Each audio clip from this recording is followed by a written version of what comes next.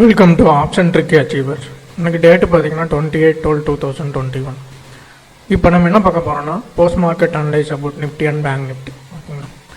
இப்போ அதுக்கு முன்னாடி நம்ம இது கான்செப்ட் பார்த்தோம்னா இது பார்த்தீங்கன்னா மந்த்லி பிஇபி எல்லோ கலர் லைனுங்கிறது மந்த்லி பிஇபி பிரேக் வந்த பாயிண்ட்டு. இது ரெட் கலர் லைன் ரெசிஸ்டன்ஸ், இது R1 R2. கீழே இருக்கிற blue colour line support S1, இது S2. ஓகேங்களா? இப்போ நம்மளுக்கு டிசம்பர் மந்த் பார்த்தீங்கன்னா ரேஞ்ச் மார்க்கெட்டாகவே இருக்குது. எப்படி சொல்கிறேன்னா, ஒன்று இந்த R2 பிரேக் பண்ணி மேலே போனால் தான் ட்ரெண்ட் ஃபார்ம் ஆகும், இல்லைன்னா S2 பிரேக் பண்ணி கீழே வந்தால் தான் ட்ரெண்ட் ஃபார்ம் ஆகும். இந்த சப்போஸ் இந்த 5 லைனுக்குள்ளே ட்ராவல் ஆகிட்டு இருந்தால் அது பார்த்திங்கன்னா ரேஞ்ச் மார்க்கெட்டாக தான் இருக்கும். ஆக்சுவலாக இப்போ 1 மந்த் ஃபுல்லாக ரேஞ்ச் மார்க்கெட்டாக தான் இருந்திருக்கு. இப்போ மார்க்கெட் என்ன இருக்குன்னா, நம்மளுக்கு இப்போ நேற்று வரைக்கும் பிஇபி கீழே சஸ்டெயின் ஆச்சு. இப்போ மார்க்கெட் கொஞ்சம் பிஇபிக்கு மேலே வந்துருச்சு. ஆனால் காலையில் அப்படி இல்லை. மார்க்கெட் என்ன ஆச்சுன்னா ரேஞ்ச் மார்க்கெட் மாதிரி ஃபார்ம் ஆகி கடைசியில் ஆஃப்டர்நூனுக்கு மேலே தான் மார்க்கெட் மேலே வந்திருக்கு. நாம் இன்றைக்கி என்ன பண்ணோம்னா லாஸ் பண்ணிட்டோம். 30 பாயிண்ட்ஸ் பார்த்திங்கன்னா ஆப்ஷனில் லாஸ் பண்ணிட்டோம். சரிங்களா? அதை பற்றி டீட்டெயில்ஸ் பின்னாடி பார்ப்போம். இப்போ என்னென்னா மந்த்லியில் பார்த்திங்கன்னா நம்மளுக்கு மார்க்கெட்டுக்கு கொஞ்சம் பை ட்ரெண்ட் வந்திருக்கு. சரிங்களா? இதுக்கு மேலே திரும்பி சஸ்டெயின் ஆனால் மார்க்கெட்டு இது கொஞ்சம் R1 வரைக்கும் போக வாய்ப்பு இருக்குது. ஓகேங்களா? இப்போ அதே மாதிரி பேங்க் நிஃப்டி இந்தியன் மார்க்கெட்டில் பார்ப்போம். இந்தியன் மார்க்கெட்டில் அதே மாதிரி பார்த்திங்கன்னா மந்த்லி பிஇபி கீழே தான் இருக்குது. S2லேருந்து S1க்குள்ளே ட்ராவல் ஆகிட்டு இருக்கு. மார்க்கெட் ரேஞ்சாக இருக்குது. ஓகேங்களா?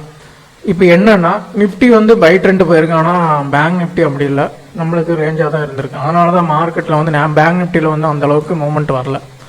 சரிங்க. இப்போ வீக்லியில் பார்த்தீங்கன்னா பார்த்தீங்கன்னா இது வீக்லி பிஇபி பிரேக் வந்த பாயிண்ட்டு இது R1 R2. நான் டே ட்ரேடிங்க்கு உண்டான பிஇபி எடுத்து வச்சுருந்தேன். அது இந்த லைன் தான். சரிங்களா? ஏன்னா பிஇபிக்கு பிரேக் பண்ணல, ஆனால் போச்சு. நான் இந்த இடத்துல பேங்க் நிஃப்டி பார்த்துட்டு பார்த்தீங்கன்னா நான் இங்கே என்ட்ரி போயிட்டேன். என்ன ரீசனாக பேங்க் நிஃப்டியில் பிஇபிக்கு கட்டாக கீழே ரொம்ப தூரம் வந்தனால நிஃப்டியும் கீழே இறங்கிடுவான்னு ஒரு கான்ஃபிடென்ட்டில் போயிட்டேன். சரிங்களா? அதனால தான் இன்றைக்கி கொஞ்சம் லாஸ் ஆகிடுச்சு. ஆனால் நிஃப்டி பை ட்ரெண்ட்லேயே மெயின்டைன் ஆகிட்டோம். பேங்க் நிஃப்டி பார்த்திங்கன்னா செல் ட்ரெண்ட்லேயே மெயின்டைன் ஆகிடுச்சு. மார்க்கெட்டு ரேஞ்ச் மார்க்கெட் மாதிரி ஃபார்ம் ஆனதுனால இன்றைக்கி லாஸ் ஆகிடுச்சு.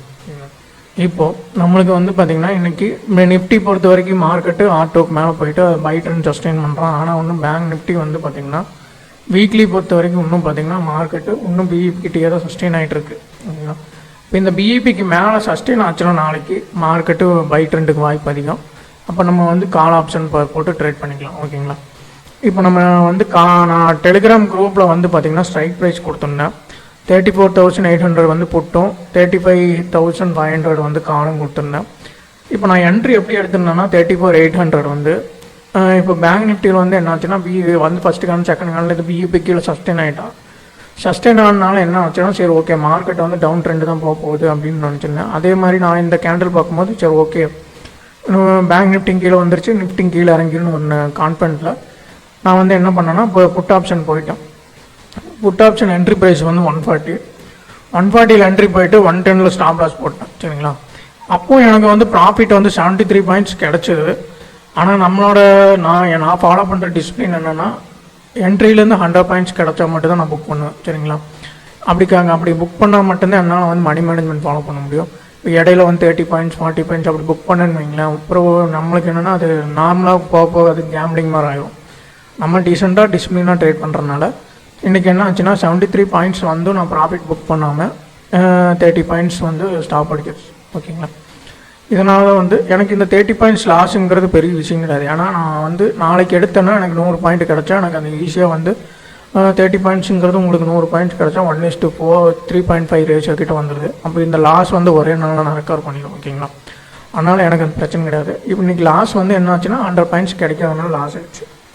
இப்போது அதே மாதிரி காலில் பார்ப்போம். காலில் என்னாச்சுன்னா பிஇபி கீழே தான் சஸ்டெயின் ஆகிட்டான். ஓகேங்களா? மார்னிங் அதனால தான் நான் புட்டுக்கு போன காரணமே பிஇபி கீழே காலம் சஸ்டெயின் ஆகிடுச்சு. பேங்க் நிஃப்டியும் பிஇபி கீழே சஸ்டெயின் ஆனதுனால சரி நிஃப்டியும் கீழே வந்துடுவோம் அப்படின்னு நினச்சிட்டு நான் புட்டுக்கு போனேன். புட்டுக்கு போனாலும் ப்ராஃபிட் கிடச்சி தான் நான் புக் பண்ணல. என்ன ரீசனாக 100 பாயிண்ட்ஸ் கிடைக்காம இதுதான் ரீசன். ஓகேங்களா?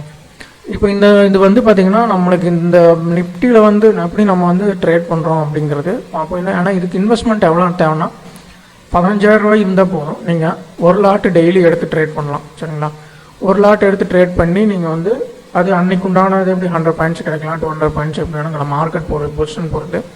சரிங்களா?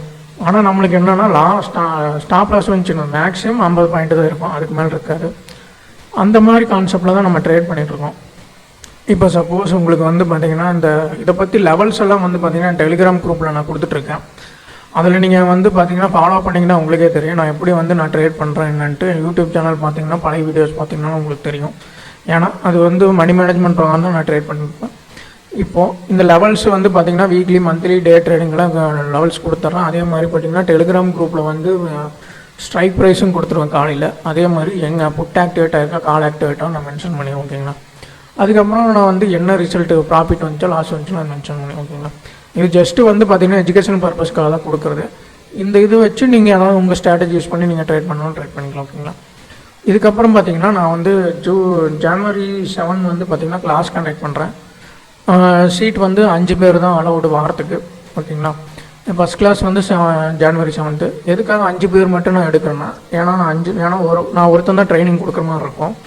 அப்படிங்கும்போது அந்த 5 பேர்த்துக்கு நான் ப்ராப்பராக ட்ரைனிங் கொடுத்து அவங்க டெவலப் பண்ணால் போதும் சரிங்களா. அதே மாதிரி வீக்லி 5 பேர் இருந்தால் போதும் எனக்கு ஓகேங்களா. எனக்கு பெருசாக 10 பேர் 20 பேர் வந்து ஆன்லைன் கிளாஸ் எடுத்து அது வந்து நான் உங்களுக்கு ட்ரைனிங் கொடுக்குறது எனக்கும் கஷ்டமாக இருக்கும், கற்றுக்கிறவங்களுக்கும் புரியாது ஓகேங்களா. அதனால் ஒரு ப்ராப்பராக பண்ணலாம் அப்படிங்கிற மாதிரி தான் பண்ணுறேன் சரிங்களா. மேற்கொண்டு ஏதாவது டவுட்ஸோ ஏதாவது இருந்ததுன்னா டெலிகிராமில் மெசேஜ் பண்ணுங்கள். அந்த கிளாஸ் பற்றி டீட்டெயில்ஸ் வந்து நான் டெலிகிராம் குரூப்பில் போட்டிருக்கேன், அதையும் பாருங்கள் சரிங்களா.